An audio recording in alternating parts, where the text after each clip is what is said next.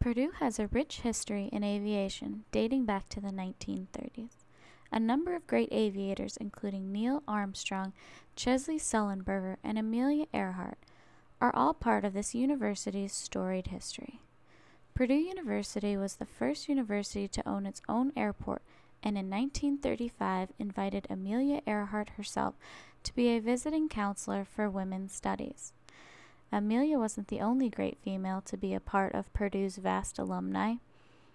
In 1943, Curtiss Wright Corporation employed 83 young women to study aeronautical engineering to help out in the war effort.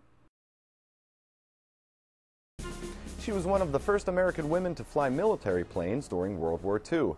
Margaret Taylor was one of about 1,100 women who joined the Women Air Force Service Pilots, or WASP.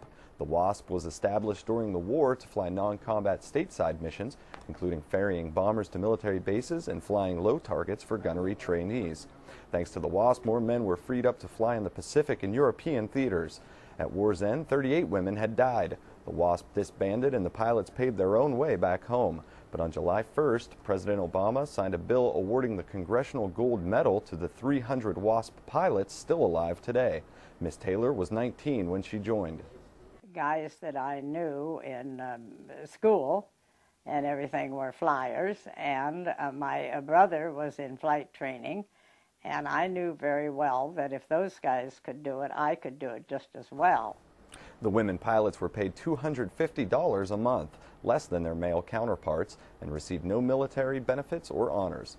The pilots paved the way for later women aviators, from commercial pilots to NASA astronauts. Now at 85 years old, Margaret Taylor stands tall as she prepares to receive the nation's highest civilian honor.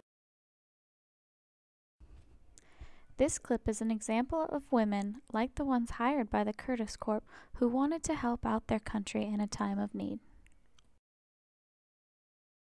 A university so proud of its roots in aviation and the individuals who helped create it has continued to be a prominent name even after all these years. It is estimated that women only make up 6% of pilot jobs and 3.8% of non-pilot jobs currently available in the industry. Purdue has made it possible for women to excel in this field regardless of our numbers.